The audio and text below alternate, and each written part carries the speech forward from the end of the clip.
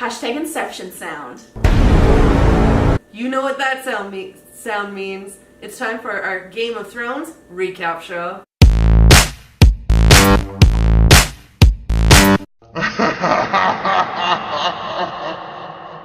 Hi, I'm the other Ashley. And I'm Chelsea. Our usual Ashley couldn't be here today because she is watching our favorite Lannister soldier, Ed Sheeran. We're here to talk about Stormborn, the episode 2 of season 7 of Game of Thrones. And oh my god, what an episode. As you guys know, I'm not a big fan of Game of Thrones, but I watched it with Chelsea just so I could talk about it with you guys. We're winning her over, I have a feeling. We'll see. So where should we start off? Probably with Dany, hey? Yeah, I guess so. She crushed it this episode. If there's a winner to take from today, it's Dany. She's shown she knows how to lead, she knows how to guide, and she knows how to listen to others. One of my favorite parts from the episode is the very beginning when she's like chatting it up with Varys. It's cool because he has always said he's for the realm, and you kind of truly understand what he means when he says that. He's one of the few people I actually trust in Westeros at this part, if you're Dany, just because he's there for the people of Westeros. He's not there for the leaders, he's not there for the noblemen, he's there for the daily people who work on the roads. It's kind of cool to see that fully formed. It's nice that Dany actually gets down to that in him by actually having an honest conversation with him. And having an honest conversation was just about anybody, including Olenna later in the episode.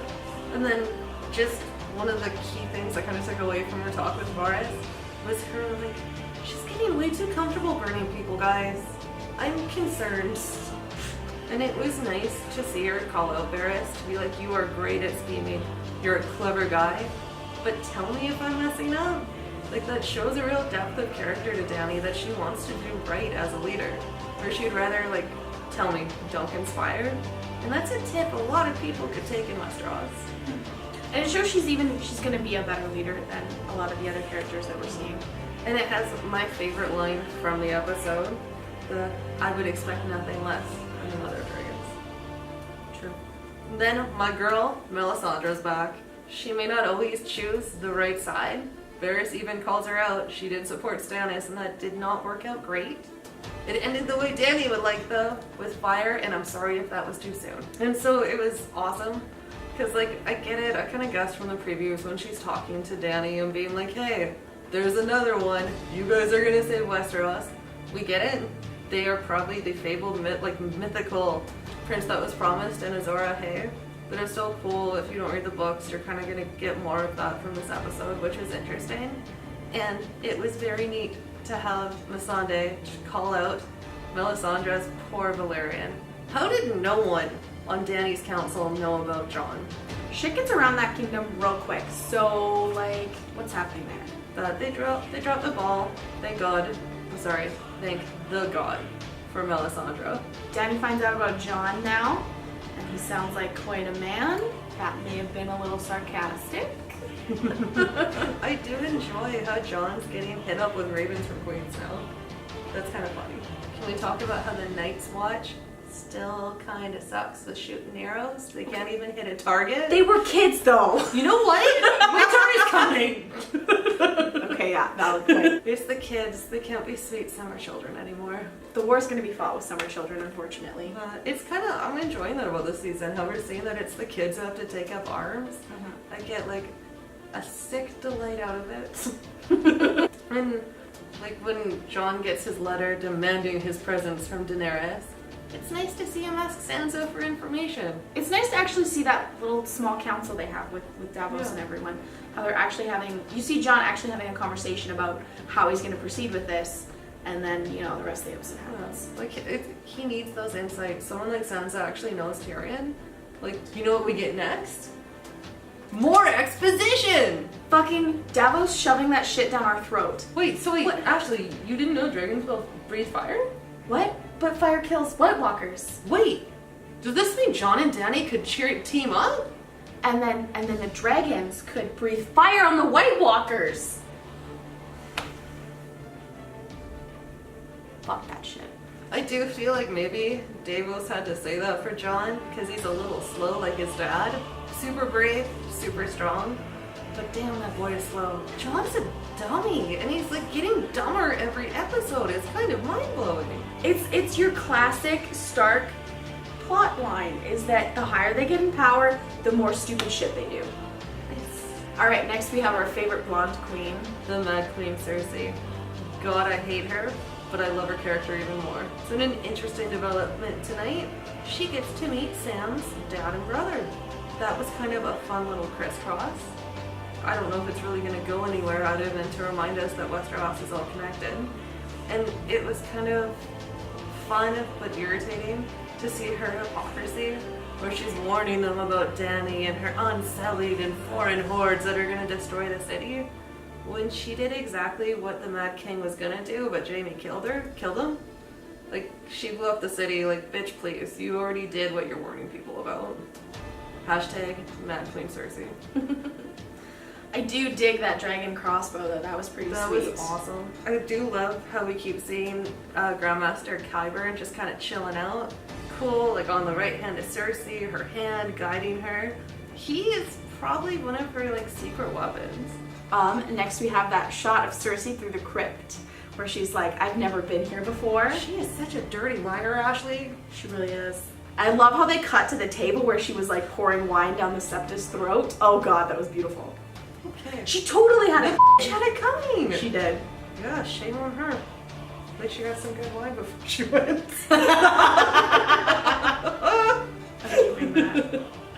And personally, I do feel like she did bring Jaime down there, if you know what I mean. Probably. Oh, okay, so how about we talk about that second character replacement? What dickens? Jesus Christ. You make so much money. How can you not pay someone to stick around? Once, okay, I get that. It was one scene. Then don't include him. Like, if the contract fails, once, fine, whatever, replace the character and move on. That's my point though, it's one scene. You're telling me he couldn't come back for one scene? Yeah, Jesus. God damn it.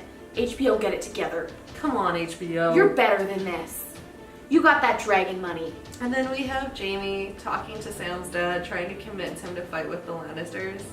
And the hypocrisy of Sam's dad kind of bothered me, where he's talking about honor and he's talking about keeping his oaths.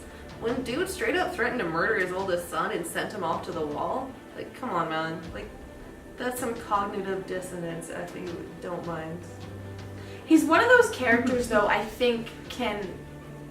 He justifies rationalize his way out of it. And so by sending him to the Night's Watch, he was like, you're going to be a disappointment, so how about you don't disappoint me? And so that's the kind of character he is. He's just, I think the word you're looking for is he's an asshole. Yeah, that's about right. So then my favorite bit of that scene was Jaime offering the Warden of the South to Sam's father, and I just can't think of a better transition than that shot to Sam's face. And it's just what we wanted. More Sam! Right. No one ever said that, I'm just saying. I'm starting to think that there's like a clause in the contract with George R.R. Martin to get as many Sam scenes as possible. Just because it's like watching George. He was a little heavy-handed when he's talking, like when Sam's talking to his Grand Maester. And it's like, you have one day to save Jorah. One day. Do you think they're gonna do it? Of course they're gonna do it. There's no stakes. Like, thank you, I can get a word. There's no stakes anymore. Obviously, they're both gonna survive. And why did they insist on having a timeline? That's never been a big issue with Game of Thrones. Like, there's always, like, everything's going on. There's things that are happening one day in Winterfell. Something else could be happening in King's Landing, like, a month later, and they're both portrayed as the same time. We don't need that kind of solid timing in the show. It takes away from me. It does. And the only reason I think they could possibly have that was so that Jorah could go back to Dany before the big battle, but even then, like, you still don't need to say the day. One day, Ashley. One day.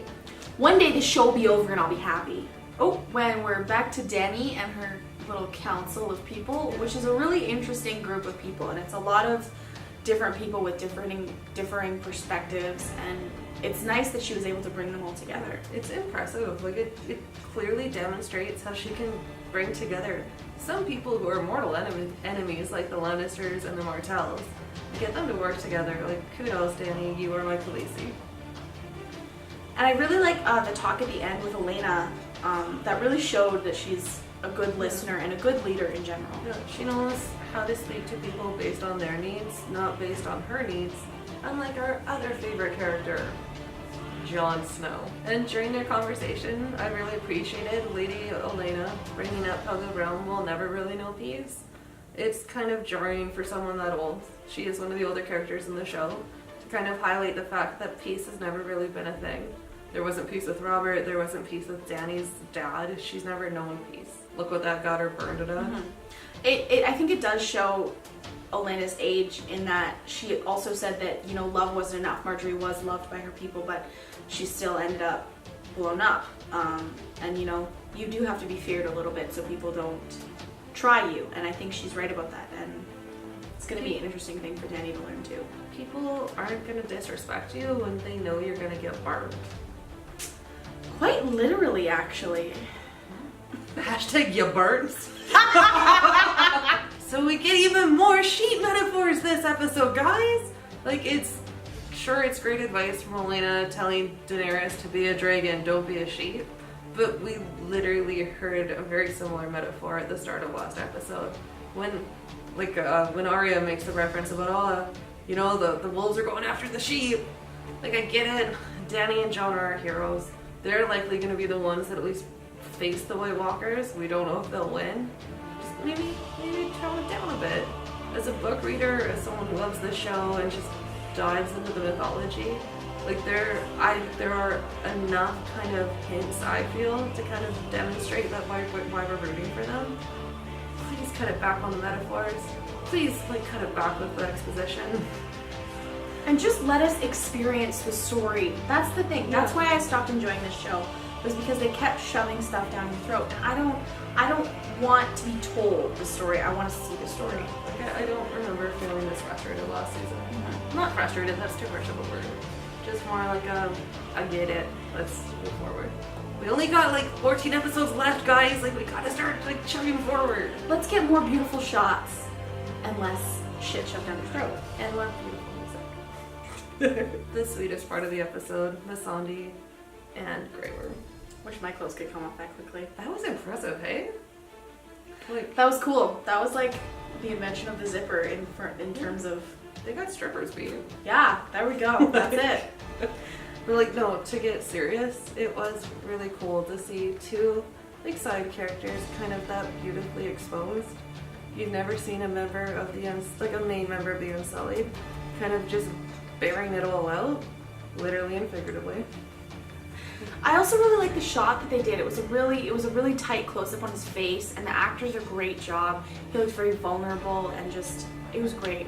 And I like the insights we got into the Unsullied.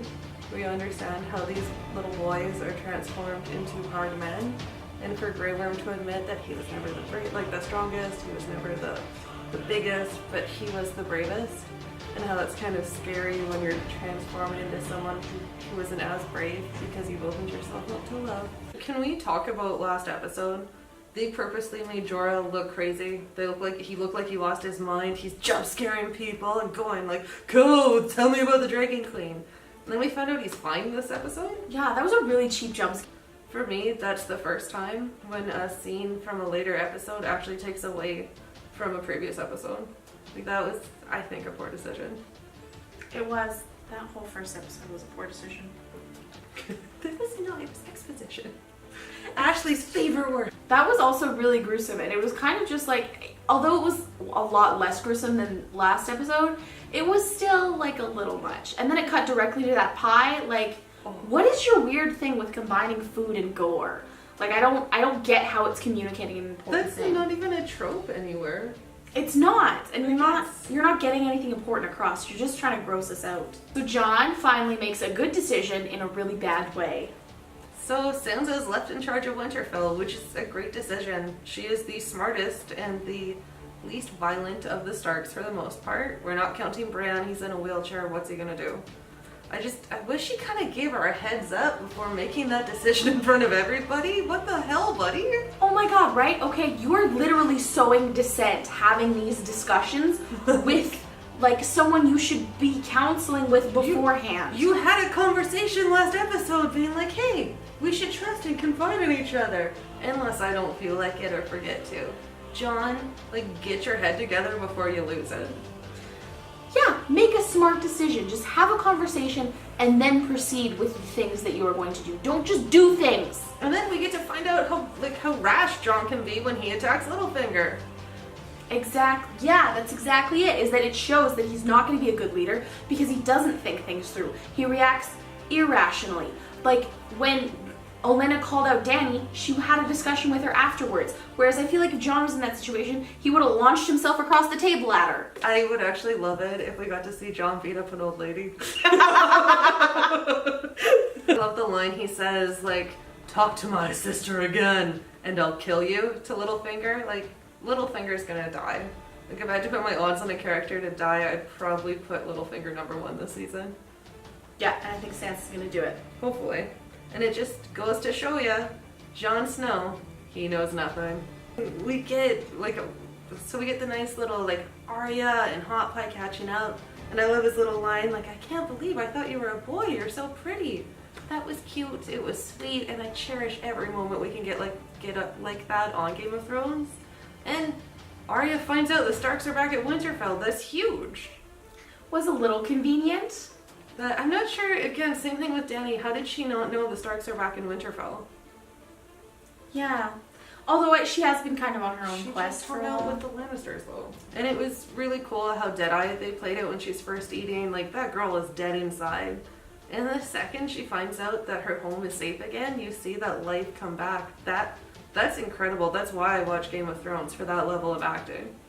That's true. And then when she sees Nymeria again, which I know you have an issue with this, but you do get to see her kind of sink back into who she was at a younger age and a little bit more humanity, and then finally say that's not you. And, you know, I think that's her letting go of her more feral child kind of lifestyle that she's been living for a while. And like, it's very nice to see Nymeria and know that at least one of the direwolves are okay. But it feels cheap using Nymeria in a trailer only for us to find out that it's inconsequential. For the most part, we could have removed that scene and it wouldn't have affected the show in any way, at least so far. God, I hate the Sand Snakes. Like, they were incredible characters in the book, well developed, a force to be reckoned with, and now we have them going, Mama? Ashley, no. Hashtag 2 down, 1 to go. My God. And can we talk about how Yara is the best? That was so That was awesome. funny. That was the funniest thing ever. First she that face though, that face she makes, like, what are you gonna do? Great. Hashtag sand mills. Great. There's a hot girl hitting on me. I It's can't do hilarious. much about this. Like, she knows things. And just that, like, spread eagle and poor Theon being like, that was incredible. That was the best part about that. And it has one of the better cuts, like one of many great cuts in this episode, when they're worrying about, like, oh, it's a foreign invasion. Tricked you. It's Euron Greyjoy. That was really good too. That was quite perfect. fun. And that battle, like, that was awesome. You got those close shots. You kind of feel you feel the fight. And when we get production like that, I understand why we're down to 7 episodes this season. If they can keep giving us scenes like that, this is going to be an epic season for us to watch. I really appreciate the girl who plays Yara in the show. She has such an expressive face. When they're in the battle and she realizes they're being defeated, you see that look of loss on her face. It's incredible. It's another testament to the caliber of acting they get on Game of Thrones. And we see them lose. And Theon do what Theon does best. Hashtag reek out. I'm not surprised that he kind of abandoned Yara. I'm disappointed. So disappointed. There's no redemption for Theon. There isn't. Like, when he's just a loser. Yeah, all the way through. You can't really redeem a character like that. I think that his character is just pathetic. Yeah, and he gets, somehow they find a way to make him more pathetic. So that was our recap of Game of Thrones, and now we get to my favorite part, our theories. What is your realistic theory for what's going to happen? Well, we already covered my realistic theory was that Sansa's going to kill Littlefinger because she's got to get her hands a little bit dirty. But I figure, what do you think, 2-3 episodes to go? I hope so. Part of me thinks it's not going to happen till next season. Nah. I hope not. Like, I'm done with Lord Baelish and his weird, ever-changing accent. Shit is slow sometimes, though, Right. so I think it might be next season. I'm gonna say next season. I'm gonna say... Actually, I'm gonna say John's gone. I'm gonna give it 3 episodes. That's pretty valid, actually. I could see that happening, too. Like, Either or. Like, Littlefinger's gonna overplay his hand, and Sansa's gonna be like, "You got me to marry Ramsay. We're done." I've had just about enough of this. Like, I'm good. I'm good. Alright, and And your realistic theory? Like Ashley, I talked about mine. This is a widely accepted theory on Game of Thrones, where Dany and John will serve as the prince that was promised in Azor Ahai, and they're just gonna ride in and save like Westeros on their wolves and their dragons. And then, what is your crazy theory? Alright, my crazy theory is something I just see the writers doing. I think Sam's gonna get grayscale, and he's gonna die before he can basically communicate some very important information. I don't know what this information is gonna be yet, but I think it's kind of a trope that's gonna happen. See, and I don't agree with that theory. Just because, as I have said it, probably in this episode and in numerous episodes, I think Sam is the avatar for George R.R. Martin, where he gets to be that inner Dungeons and Dragons geek, who, let's be honest, most of us who watch Game of Thrones are, but we'd actually be like in Westeros. And for mine, it's a long shot, but I'm really hoping Arya meets up with Nymeria and she gets to ride into Winterfell on Nymeria and her pack of wolves. But I also respect that CGI is expensive. I feel like if they can spend that much money on the dragons, though, they can spend a little bit of money Then on where the have wolves. where have the dire wolves been? I need more wolves in my life. We need some winter representation up in here. Right? We're from Canada here. Yeah, winter's always here, guys. So that's our takeaway of Game of Thrones Season 7, Episode 2, Stormborn. But we want to know what you guys think. Do you love the show like me? Are you a hater like me? Just let us know in the comments below. And please, don't forget to like, share, and subscribe. Da-na-na-na-na-na. Yeah!